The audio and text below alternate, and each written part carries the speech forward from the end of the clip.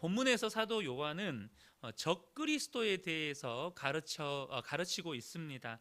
18절을 보면 아이들아 지금은 마지막 때라 적그리스도가 오리라는 말을 너희가 들은 것과 같이 지금도 많은 적그리스도가 일어났으니 그러므로 우리가 마지막 때인 줄 아노라 이렇게 말씀하고 있습니다.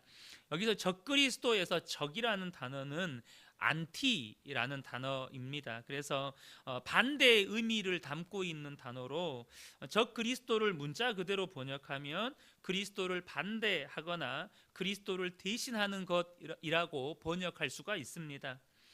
초대교회가 가지고 있었던 문제 가운데 하나는 뭐였냐면 교회 안에 수많은 거짓 교사들이 침투하였고 그들로 인해서 성도들이 그들의 잘못된 가르침으로 인해서 복음에서 떠나가는 일들이 많았다는 것입니다. 그러면 사도 요한은 누가 적 그리스도라고 말하고 있습니까? 본문 22절을 보면요. 거짓말하는 자가 누구냐? 예수께서 그리스도이심을 부인하는 자가 아니냐? 아버지와 아들을 부인하는 그가 적 그리스도니 이렇게 이야기합니다. 먼저 22절에는 두 가지 적 그리스도가 누군지를 두 가지를 이야기합니다. 첫 번째는 예수가 그리스도이신 것, 예수가 구원자이신 것을 부인하는 사람들. 두 번째는 아버지와 아들을 부인하는 것. 이 말은 예수 그리스도께서 하나님의 아들이신 것을 부인하는 사람들을 말하는 것입니다. 그러니까 예수 그리스도가 구원자이심과 예수 그리스도가 하나님의 아들이신 것을 부인하는 사람들이 적그리스도다 이렇게 말씀하고 있고요. 요한일서 4장 2절을 보면 이로써 너희가 하나님의 영을 알지니 곧 예수 그리스도께서 육체로 오신 것을 시인하는 영마다 하나님께 속한 것이요 이렇게 말씀합니다. 그러니까 하나님께 속한 영 성령은 뭘 시인하게 하신다고요? 예수 그리스도께서 성육신 하셨다는 것을 시인하게 하신다는 거예요. 반대로 예수 그리스도의 성육신을 부인하는 것은 곧 하나님의 영이 아니라는 뜻이 되는 것이죠. 그래서 이 세 가지의 범주에 해당하는 것을 바로 이 적그리스도다라고 사도 요한은 이야기하고 있는 것입니다. 결국 이 적그리스도에 속한 자들 혹은 적그리스도의 영에 속한 자들이 하는 것은 뭐냐면 예수 그리스도를 부인해서 예수님으로부터 떠나게 하는 것이 이 적그리스도의 실체라는 것입니다. 그래서 과거나 지금이나 적그리스도는 크게 두 가지의 형태로 우리에게 나타납니다. 첫 번째는 이단의 형태예요. 이단의 세력들, 진리를 부정하는 이단의 세력들인 것이죠. 아마 다들 알고 계시겠지만 1992년 10월 28일이 여러분 무슨 날인지 다들 기억하시죠? 바로 한 이단 집단에서 주장했던 휴거의 날이었습니다.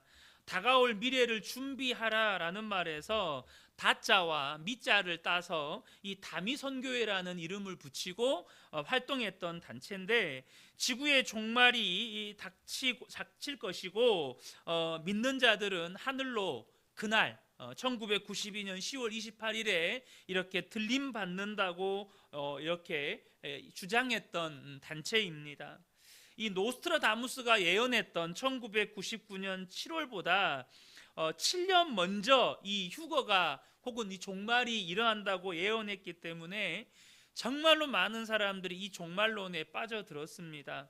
멀쩡한 철도원이 전 가족을 데리고 잠적하기도 했었고 종말론 교회에 나가지 못하게 한다고 부모를 원망하면서 여학생이 음독 자살을 하기도 했었고 전 재산이나 재산의 태반을 팔아서 교회에 바치고 결국 10월 28일까지만 생활할 수 있는 그 재산을 들고 기도원에 들어가서 기도했던 사람들이 한둘이 아니었습니다. 그때 전국적인 이슈가 돼서 방송사들이 앞다투어서 그것을 헤드라인 뉴스로 보도했었죠. 전국으로 따지면 수만 명에 달했고 해외 지부까지 있었다고 합니다. 이 다미선교회를 이끈 사람이 바로 이장님이라는 사람이었죠. 그렇지만 그것은 다 이제 없어졌죠. 그런데 지금 이 시대에도 여러분 대한민국의 가장 강력한 이단 세력이라고 하면 크게 뭐 신천지, 그리고 하나님의 교회, 통일교, 이렇게 세 개를 뽑을 수 있습니다. 가장 큰 세력들이 그렇고요. 그 외에도 다양한 이단 세력들이 있습니다. 놀라운 사실은 이러한 이단 세력에 수많은 사람들이 바로 미혹된다는 사실입니다. 여러분, 그 이단 세력에 미혹되는 사람들은 배움이 부족해서, 혹은 성경을 잘 몰라서, 혹은 믿음이 없어서 그렇게 이단 세력에 미혹되는 것일까요? 그렇지가 않다는 것입니다. 그럼 원인이 뭘까요? 요한일서 4장 3절을 보면 예수를 시인하지 아니하는 영마다 하나님께 속한 것이 아니니 이것이 곧 적 그리스도의 영이니라. 오리라 한 말을 너희가 들었거니와 지금 벌써 세상에 있느니라. 바로 예수 그리스도를 부인하게 만드는 적 그리스도의 영에 사람들이 미혹되었기 때문이죠. 그러니까 여러분, 이단에 미혹되는 문제는 지식의 문제거나 논리의 문제거나 상식의 문제가 아니고 영적인 문제라는 것입니다. 이 적그리스도의 영에 한순간에 미혹이 돼버리면 그 사람이 어떤 지식이나 혹은 어떤 사회적 엘리트 계층에 있거나 혹은 그 사람이 어떤 사회적인 신분을 가지고 있어도 영적인 것에 미혹되면 그렇게 된다는 거예요. 두 번째로는요, 어떻게 적그리스도 영이 우리의 세대에 또 나타나냐면 다른 형태의 미혹입니다. 다른 형태의 미혹. 요한일서 2장 16절을 보면요, 이는 세상에 있는 모든 것이 육신의 정욕과 안목의 정욕과 이생의 자랑이니 다 아버지께로부터 온 것이 아니요 세상으로부터 온 것이라. 이렇게 다른 형태의 미혹으로 우리를 하나님으로부터 멀어지게 만든다는 거예요. 여러분, 사울 왕이 하나님으로부터 버림받게 된 이유가 무엇입니까? 사울 왕이 하나님을 찾지 않고 점치는 여인을 찾았던 이유가 뭘까요?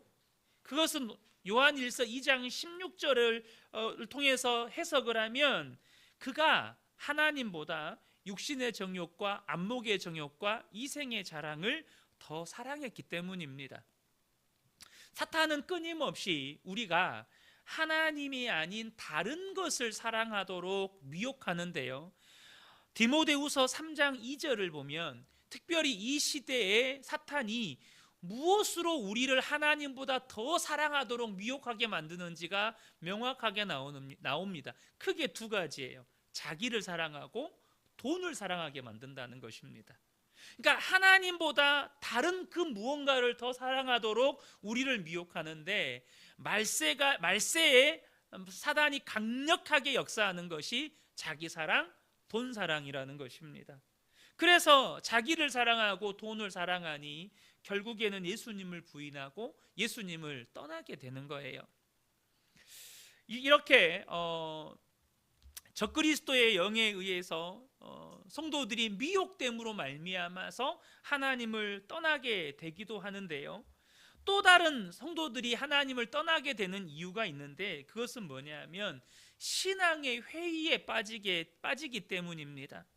신앙의 회의.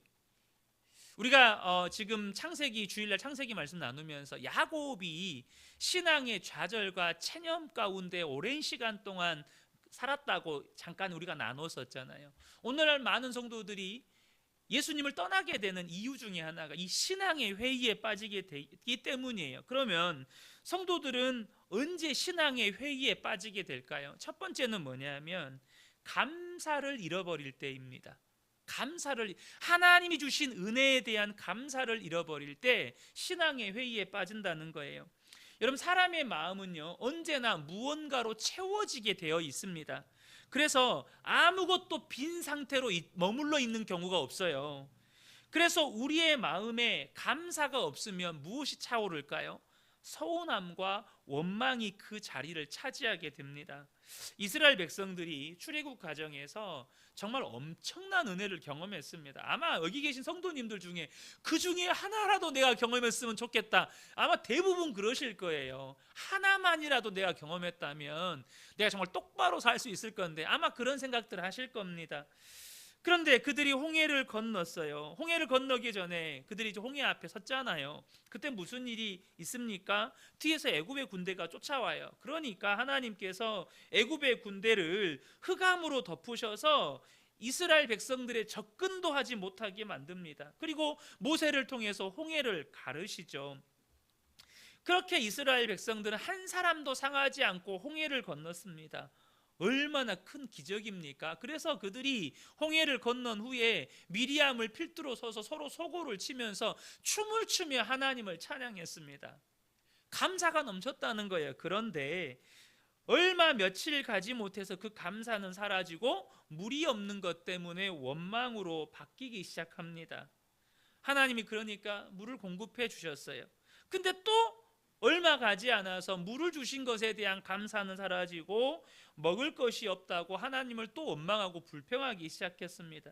하나님이 만나를 주셨어요. 그런데 이제 만나를 주셔서 이제 배고프지 않잖아요. 근데 얼마 못 가서 고기 먹고 싶다고 하나님께 또 원망하고 불평하기 시작했습니다. 그런데 이스라엘 백성들이 그렇게 감사를 잃어버리고 하나님께 원망했을 때 자주 했던 말이 있어요. 그게 뭐냐면 출애굽기 16장 3절을 보면 이스라엘 자손이 그들에게 이르되 우리가 애굽 땅에서 고기 가마 곁에 앉아 있던 때와 떡을 배불리 먹던 때에 여호와의 손에 죽었더라면 좋았을 것을 너희가 이 광야로 우리를 인도해 내어 이 온 회중이 줄여 죽게 하는도다. 이게 무슨 말입니까? 애굽 땅에 있었을 때가 좋았다, 이 말입니다. 애굽 땅에 있었을 때가 좋았다. 그러니까 원망할 때 늘상 하던 말이 애굽 땅에 있었을 때가 좋았다, 이 말이었다는 거예요.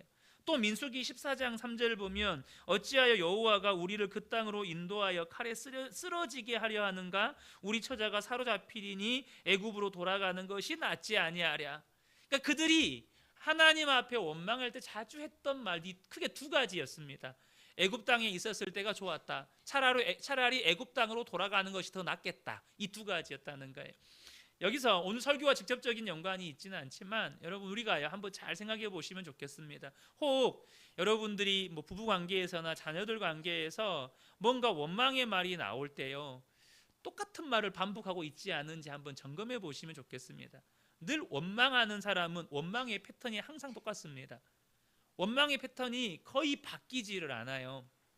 그런데 애굽에 있었을 때가 좋았다, 애굽으로 돌아가는 것이 낫겠다라는 이 말을 우리의 형편으로 바꾸면 예수 안 믿을 때가 좋았다, 차라리 예수 안 믿는 것이 낫지 않겠냐, 이런 말입니다.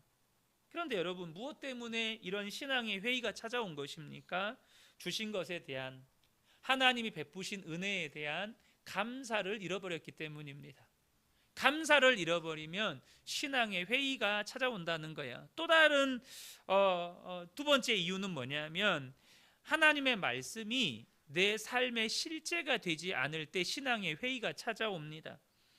많은 성도들이 예수를 믿지만 어쩔 수 없이 마지못해 믿는 경우도 참 많습니다. 안 믿으면 지옥 갈 것 같고, 그래서 마지못해 교회는 다니는데, 혹은 가정의 평화를 위해서 교회를 다니는 경우도 있죠.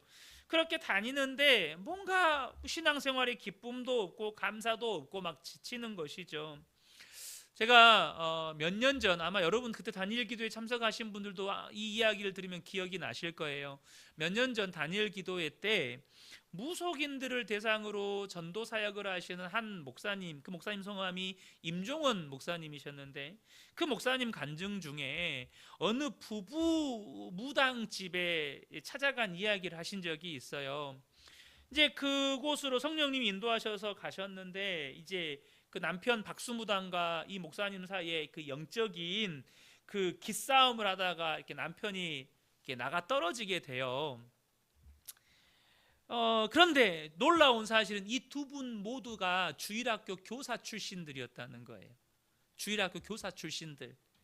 그러니까 이 목사님 너무 안타까워서 이 남편 박수무당을 끌어안고, 형제여, 도대체 어떤 예수를 믿었느냐, 도대체 이게 웬일이냐. 그러니까 전 지금도 그 메시지가 그 목사님의 그 외침이 떠나지를 않아요. 도대체 어떤 예수를 믿었느냐, 도대체 어떤 예수를 믿었기에 신앙의 회의에 빠져서 생명의 근원 되신 예수님을 떠나고 주님이 오시는 그날에 심판받을 수밖에 없는 그 사탄의 도구가 되어서 이 자리에 눌러 앉아 있느냐. 너무나도 안타까운 심령으로 울부짖으면서 그 박수무당에게 했던 말이었습니다. 여러분, 오늘날 많은 성도들이 정말 도대체 어떤 예수를 믿기에 이렇게 신앙의 회의에 빠져 있게 되는 걸까요? 하나님의 말씀을 듣고 은혜는 받지만 은혜 받을 때뿐이고 삶의 현장으로 돌아가서는 그 말씀이 내 삶의 실제가 안 되는 겁니다. 그러니까 은혜 받을 때는 뭔가 막 마음의 기대와 뭔가 소망이 있는데 삶의 현장으로 가면 말씀과 삶이 너무 다른 거예요. 말씀의 은혜와 현실의 괴리감이 너무 큰 거예요. 그러니까 회의감에 빠지게 되는 것이죠. 그런데 여러분, 왜 말씀이 실제가 안 될까요? 은혜는 받는데 삶의 현장으로 가면 왜 은혜 따로 삶 따로 이렇게 되는 걸까요? 이유는 그 말씀, 은혜 받은 말씀에 순종함이 없기 때문입니다. 히브리서 4장 2절 표준 세번역으로 보면 그들이나 우리나 기쁜 소식을 들은 것은 마찬가지입니다. 그런데 들은 그 말씀이 그들에게는 아무런 유익이 되지 못하였습니다. 은혜 받아도 은혜 받은 것이 아무런 유익이 못 됐다는 거예요. 이유가 뭐죠? 그들은 그 말씀을 듣고서도 그것을 믿음과 결합시키지 않았기 때문입니다. 말씀을 듣고도 삶의 현장에 나아가서 믿음과 결합시키지 않았다는 말은 이제 이 말씀을 믿으니까 어떻게 해야 돼요? 그 말씀에 순종을 해야 되는데 그냥 은혜 받을 때뿐이고 삶의 현장에 가서 순종을 안 했다는 거예요. 그러니까 은혜 따로 삶 따로 이것이 반복되니 은혜 받은 건 있는데 삶은 너무나도 처참하고 거기에서 오는 그 괴리감으로 인해서 신앙의 회의에 빠지고 차라리 예수 안 믿은 것이 낫겠다, 이런 이야기가 나온다는 거예요. 야고보서 2장 26절에 영혼 없는 몸이 죽은 것 같이 행함이 없는 믿음은 죽은 것이니라 라고 말씀하시죠. 이 말이 무슨 뜻입니까? 순종이 없는 믿음은 죽은 믿음이에요. 그러니까 죽은 믿음이 무슨 삶의 역사가 있겠어요? 이미 믿음은 죽어 있는데 삶에 무슨 하나님의 역사가 있겠냐고요. 여러분, 그래서 말씀에 순종이 없으면요, 은혜 받으면 은혜 받을수록 신앙의 회의가 더 커집니다. 순종이 없는 상태에서 막 진짜 하늘에서 불이 떨어지는 것 같은 은혜를 경험했어요. 우리 그러잖아요. 우리가 막 부흥 집회나, 요즘에는 이런 부흥 집회의 개념 자체가 많이 과거와는 많이 달라져 버리긴 했지만 정말 진짜 불이 떨어지는 집회를 다녀왔어요. 근데 집에 돌아오면 또 어때요? 남편이랑 싸우고 아내랑 싸우고 자녀들하고 또 트러블이 일어나고 이런 일이 일어나요. 왜요? 그렇게 은혜 받았는데 순종이 안 되는 거죠. 사랑하는 성도 여러분, 저와 여러분이 꼭 기억하시면 좋겠습니다. 저와 여러분이 정말로 이 시대에 우리를 끊임없이 미혹하는 이 적그리스도의 영을 분별하고 대적하고 또 신앙의 회의감에서 벗어나려면 반드시 우리에게 필요한 게 있다는 거예요. 사도 요한은 지금 이 서신서를 읽는 독자들, 성도들에게 분명하게 말하고 있는 것이 있어요. 27절을 보면 너희는 주께 받은 바 기름 부음이 너희 안에 거하나니 아무도 너희를 가르칠 필요가 없고 오직 그의 기름 부음이 모든 것을 너희에게 가르치며 라고 말씀합니다. 여러분, 우리 안에 기름 부음이 있다는 거예요. 다시 말하면 우리 안에 성령님이 임하여 계시다는 거예요. 우리 안에 계시는 그 성령님은 그 적그리스도의 영의 미혹을 능히 대적하실 수 있도록 우리를 가르치신다는 거예요. 우리를 가르치신다는 거죠. 이거를 먼저 저와 여러분이 기억해야 한다는 거죠. 이미 예수님이 우리 안에 계세요. 그런데 여러분, 그러면서 사도 요한이 기름 부음이 너희 안에 있고 그 성령께서 너희를 가르치는 것을 기억해라. 근데 여기서 끝나는 게 아니. 사도 요한의 말씀은 여기서 끝나지 않습니다. 우리에게 요청하는 게 있어요. 27절 하반절부터 보겠습니다. 또 참되고 거짓이 없으니 너희를 가르치신 그대로 주 안에 거하라. 자녀들아 이제 그의 안에 거하라. 이는 주께서 나타내신 바 되면 그가 강림하실 때에 우리로 담대함을 얻어 그 앞에서 부끄럽지 않게 하려 함이라. 뭘 요구하는 것? 이제 그의 안에 거하라. 그래야 우리 주님 오시는 그날에 우리가 담대함을 얻고 하나님 앞에서 부끄럽지 않게 된다는 거예요. 적그리스도의 영의 미혹에도 넘어지지 않고 그 신앙의 회의에도 빠지지 않고 우리 주님 오시는 그날에 부끄러울 것이 없이 담대한 자로 서게 된다는 거죠. 사랑하는 성도 여러분, 저와 여러분이 분명하게 아셔야 될 것이 있어요. 주님이 내 안에 계신 것, 성령님이 내 안에 계신 것과 내가 주님 안에 거하는 것은 다른 의미입니다. 여기 계신 모든 성도님들이 예수님을 주로 고백하고 있다면 성령님은 이미 우리 안에 와 계십니다. 그러나 성령으로 임하신 주님은 저와 여러분이 아무것도 하지 않으면 성령님도 아무것도 하지 않으십니다. 우리 안에 계신다 할지라도 비록 우리가 죄 가운데 있고 또 우리가 때로는 넘어지고 사단의 유혹에 넘어지더라도 떠나지는 않으세요. 그러나 우리가 아무것도 하지 않으면 성령님도 아무것도 하지 않으신다는 것입니다. 그래서 여러분, 주님이 내 안에 계시는데 내가 그럼 주님 안에 거한다는 것은 무슨 의미일까요? 자, 요한일서 2장 6절을 보겠습니다. 그의 안에 산다고 하는 자는 그가 행하시는 대로 자기도 행할지니라. 그러니까 주님 안에서 산다고 하는 자는, 주님 안에서 산다고 하는 자는 어떻게 사는 거예요?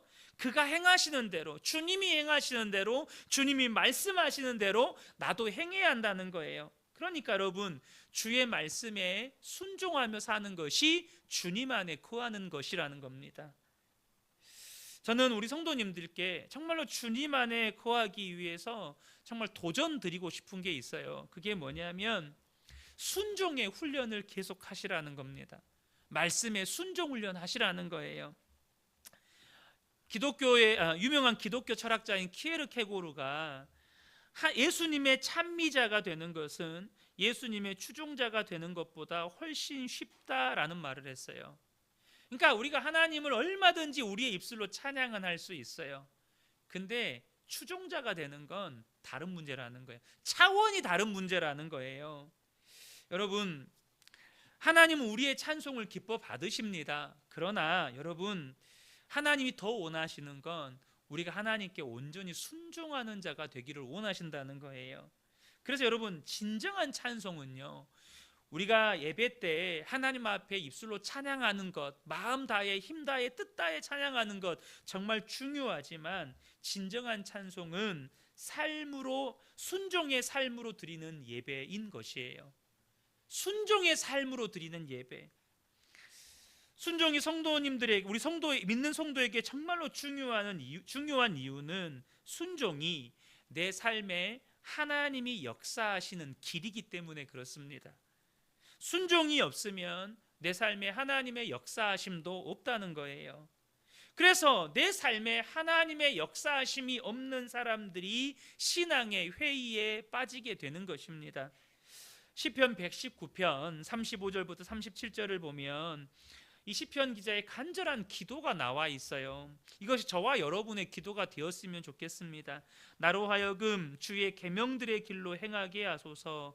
내가 이를 즐거워함이니이다. 내 마음을 주의 증거들에게 향하게 하시고 탐욕으로 향하지 말게 하소서. 내 눈을 돌이켜 허탄한 것을 보지 말게 하시고 주의 길에서 나를 살아나게 하소서. 이것이 저와 여러분의 간절한 기도가 되었으면 좋겠습니다. 정말로 주님, 내가 주의 말씀 따라 살게 해주십시오. 이게 얼마나 중요한 기도인지 몰라요. 우리가 부족하고 연약한 믿음이지만 주의 말씀 붙잡고 기도로 순종하며 나아갈 때 거기서 마치 엘리야의 기도를 통해서 먼 바다에서 구름 한 조각 일어난 것처럼 저와 여러분의 삶에 하나님의 역사가 아주 작아 보이지만 하나님의 역사가 반드시 시작된다는 거예요. 이 훈련의 순종의 훈련의 연장선상에서 저는 우리 모든 성도님들이 이 예수 동행일기에 참여하셨으면 좋겠어요. 여러분, 훈련의 특징 중에 하나는 뭐냐면 힘들다는 것입니다. 훈련은 힘들어요. 다시 말해서 쉬운 건 훈련이 안 된다는 거예요. 쉬운 건 절대 훈련이 안 돼요. 일기 쓰는 것도 힘든데 거기다가 날마다 예수님 바라보라 그래, 예수님 생각하라 그래, 말씀에 순종하면서 매일마다 그것을 점검하면서 예수 동행일기에 매일매일 쓴다는 거, 여러분 정말 쉬운 일 아니죠. 그러나 여러분 기억하십시오. 힘들지 않으면 성장이 없습니다. 훈련이 힘들지 않으면 성장이 없어요. 그러니까 편한 대로 하잖아요. 어떤 믿음의 성장도 없다는 겁니다. 편한 거는요, 나의 믿음을 성장시키지 못해요. 내가 불편해야 됩니다. 내가 힘들어야 돼요. 내가 그 시간에 그냥 자고 싶고 TV 보고 싶고 쉬고 싶고 그런 욕구를 십자가에 못 박고 하나님 앞에 내 삶을 돌아보는 매일매일의 정해진 그 시간, 매일매일의 새벽의 기도의 시간, 여러분 이 시간들이요 힘듭니다. 그러나 힘들어야 믿음이 성장합니다. 이걸 아셔야 돼요. 또 하나의 훈련의 특징이 뭐냐면 반복이라는 거예요. 훈련의 또 하나의 특징이 있는데요, 반복한다는 거예요. 단순 동작을 끊임없이 반복한다는 거. 이번 겨울에 우리가 은혜의 복음교회랑 1회세대 겨울 캠프를 했잖아요.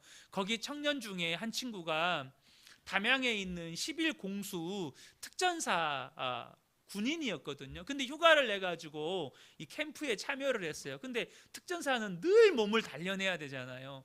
그러니까 저는 못 봤는데 저희 아들은 봤나 보더라고요. 이 친구가 수련회를 왔는데도 아침에 일찍 일어나서 그 오래 달리기를 하고 철봉에 턱걸이하고 그 쉬는 휴가 기간에도 자기 몸을 매일 똑같은 루틴대로 단련을 하더라고요. 여러분, 훈련은요 단순 반복이 계속 됩니다. 운동선수든 군인이든 매일매일 똑같은 훈련을 반복해요. 그래야 몸에 익숙해지고 그것이 체득이 되는 것입니다. 여러분, 하나님이 만드신 사람의 뇌는요 반복 훈련을 하는 대로 회로가 생기도록 설계가 되었다 그래요.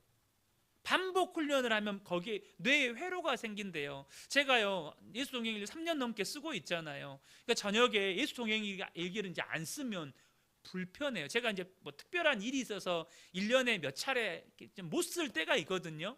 그러면 그날은 뭔가 모르게 불편해요. 너무너무 불편한. 왜냐하면 제 뇌에 예수 동행일기를 그 시간에 써야 되는 회로가 이제 생겨난 거예요.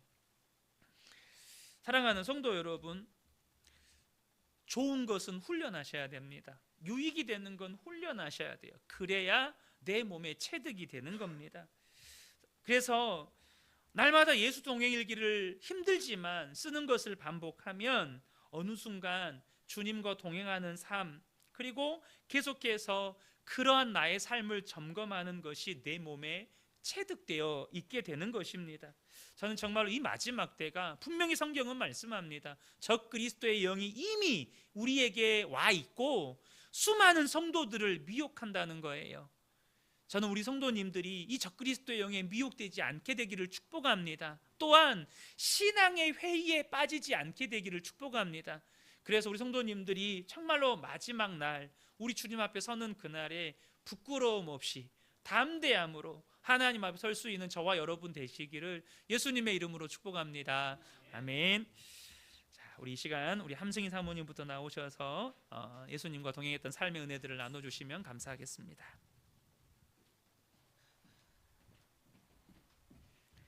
6월 8일 일요일, 제목 주일의 은혜. 주일 말씀을 통해 고통스러운 현실에서도 하나님은 나를 절대 잊지 않으시고 포기하지 않으시고 반드시 구원의 약속을 이루어 가신다고 하시는 것 같았습니다. 내 안에 자녀가 아플 것에 대한 두려움과 불안, 하나님께 정말 맡기는 믿음과 인품을 매시마다 부어주시길 구했습니다.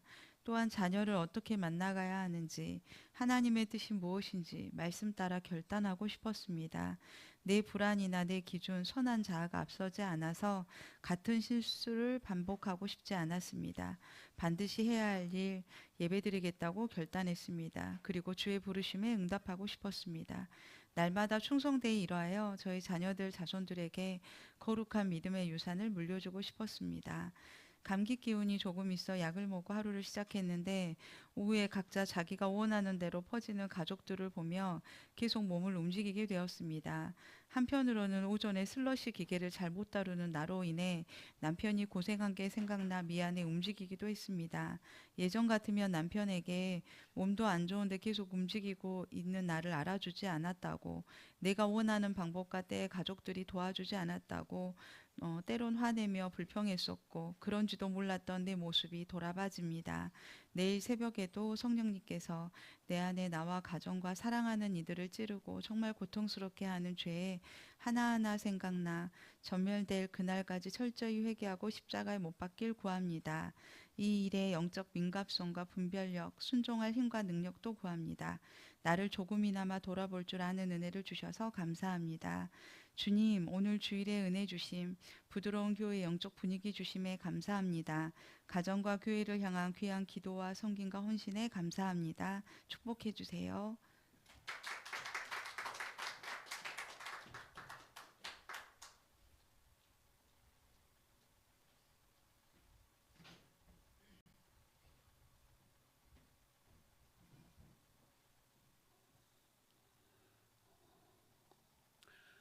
저는 6월 1일 일기입니다.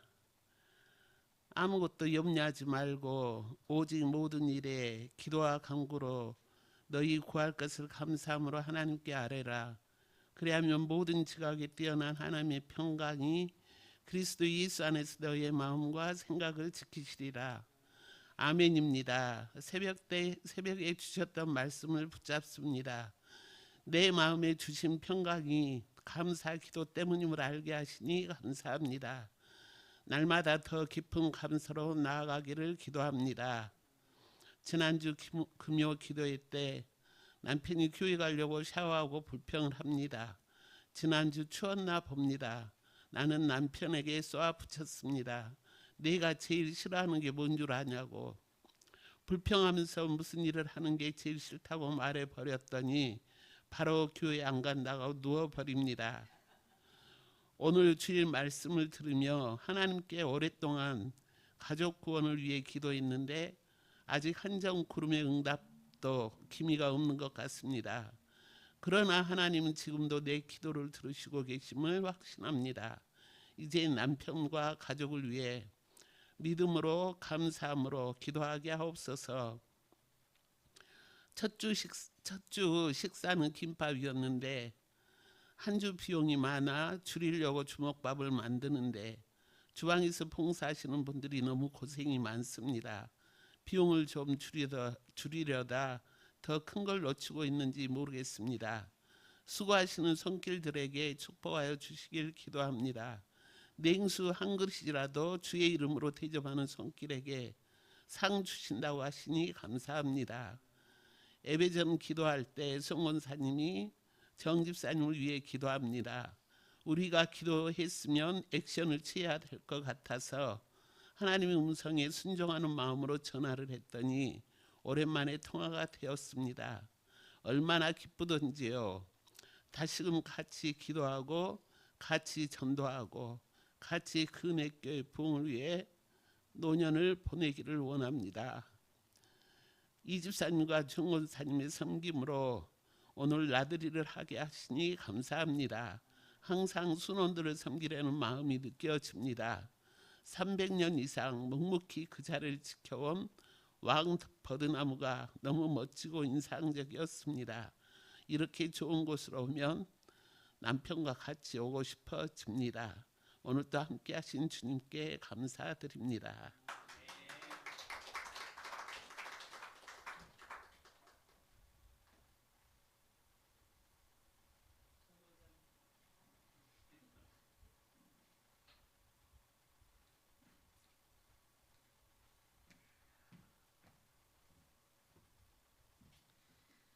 5월 8일 겁니다. 지금까지 내가 살면서 야곱처럼 지금 죽어도 조가다라고 주님 앞에 몇 번 고백하였는지 오늘 말씀을 통해 나를 돌아보는 시간을 가져본다. 하나님은 나를 애국 같은 이 세상에 보내셨기에 고난 중에 주님을 알아가고 주님의 사랑을 느끼며 부엘세바 교회가 아닌 그 은혜 교회 예배를 통해 하나님의 부르심에 주저하지 않고 참된 예배 중심이 되기를 소망합니다. 시편 27장 8절 너희는 내 얼굴을 찾으라 하실 때에 내 마음이 주께 말하되 여호와여 내가 주의 얼굴을 찾으리이다. 아멘. 다윗이 하나님께 부르짖는 기도와 야곱과 베드로의 고백이 저의 고백 되기를 소망하며 주님의 부르심에 응답이 있기를 기도합니다. 하나님 오늘 말씀을 일깨워 주셔서 감사했습니다.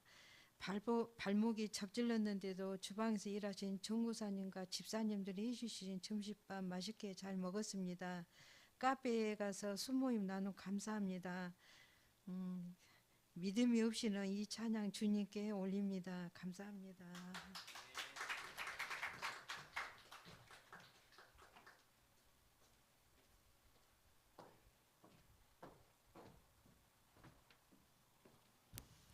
(5월 25일) 가정의 날. 한동안 동행일기를 쓰지 못했다. 새 속에 물들지 않기 위한 노력을 덜한 것 같다. 아이들에게 핸드폰 사용하지 말라고 잔소리하면서 퇴근 후 핸드폰만 들여다보며 살았다. 혹자는 이런 행태를 진단하기를 영적 결핍 상태라고 했다. 나는 하나님께 죄를 짓고 회개로 나가지 못하니 하나님을 멀리하고 하나님과의 소통의 부재로 이런 삶을 한 달 정도 산 것 같다. 이번 주일은 목사님, 사모님과 저녁을 함께하며 많은 이야기를 했다. 주일 설교, 가문에 흐르는 저주를 끊어라에 대한 나 자신은 물론 자녀들, 부모, 형제에 관한 이야기를 많이 나눴다. 인생은 멀리 보면 희극이나 가까이 보면 비극이라고 우리 각자의 삶을 들여다보면 참 고단하고 슬프다. 인생의 고비고비마다 소망 없는 인생들에게 예수님께서 개입하시고 함께하여 주시고 인도하여 주셔서 지금의 나와 우리 가정이 있게 하셨음을 안다. 하나님의 선하신 인도하심에 감사를 드린다. 5월 가정의 달을 맞아 가정에 대한 말씀을 드리면서 특히 자녀들에 대한 나의 염려를 주께 맡기려고 한다.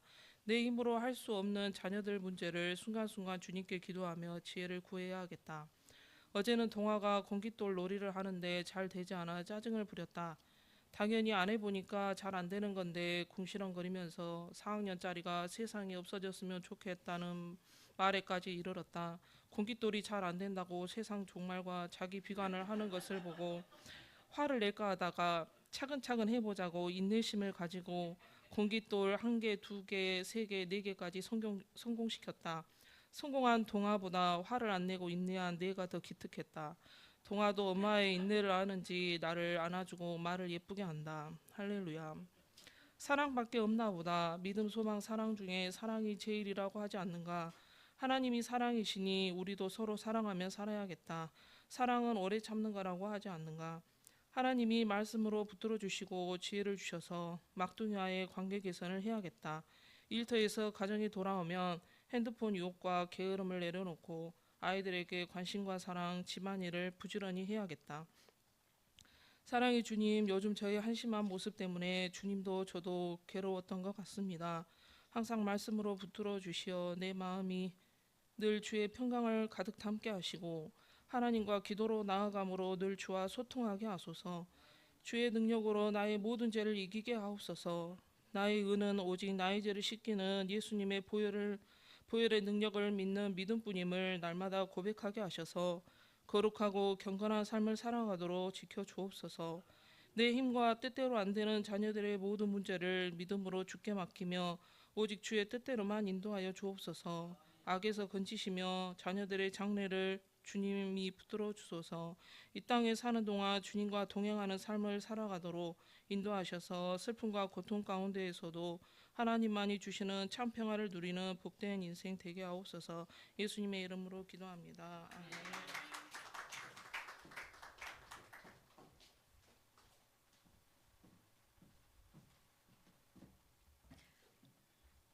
저는 5월 25일 일기입니다. 아브라함의 죄 문제가 이삭에게도 흘러 반복되는 죄를 짓게 되고 다윗의 간음죄가 그 아들들에게도 반복됩니다. 오늘 주일 말씀 통해 우리 가정에 흘러왔던 죄의 세력에 대해 다시 돌아보며 기도하게 됩니다. 친정엄마는 아버지에 대한 미움과 쓴뿌리를 자식들에게 쏟아내고 그 상처를 고스란히 받아야만 했습니다. 큰딸이고 내성적이었던 나는 엄마의 화살에 마음이 멍이 들어 우울한 사춘기를 보내며 자식들에게 한풀이하는 엄마처럼 살지 않으리라 다짐했습니다. 부모님의 불화의 시작은 분명 영적인 문제로부터 시작되었을 텐데 엄마는 하나님께 나아가기보다 인간적인 방법과 사람에게 말을 쏟아내는 편을 택했습니다. 그렇게 우리 세 자매들은 부부간의 갈등과 가정의 어려움을 기도로 돌파하는 편을 선택하며 처절한 싸움을 싸웠습니다. 남편에 대한 미움과 불평을 아이들에게 쏟지 않으려 하고 하나님 앞에 문제를 두고 나아가기에 얼마나 몸부림쳤는지 그 결과와 현재의 모습은 전적인 하나님의 은혜입니다. 그런데 여전히 현재 진행형의 문제들도 있습니다. 강한 내 자아와 생각으로 남편에게 지나치게 감정적으로 쏟아부을 때가 있습니다. 남편도 나와 비슷한 면이 있어 부딪히고 서로 마음이 상할 때가 있습니다. 주일 예배 말씀을 통해 다시 도전을 받습니다. 내 안의 죄의 세력에 대한 입술로만 나는 주고 예수를 사는 것이 아니라 삶에서 변화되어 나타나고 싶습니다. 영적으로 무뎌지고 게을러지면 사단은 어느새 우리의 연약함을 이용해 나를 찌르는데 요즘 공부로 바쁘다 하면서도 대통령 선거에 관한 내용의 유튜브에 시간과 마음을 빼앗기고 있었습니다. 작년 계엄 사태 이후 달라진 모습입니다.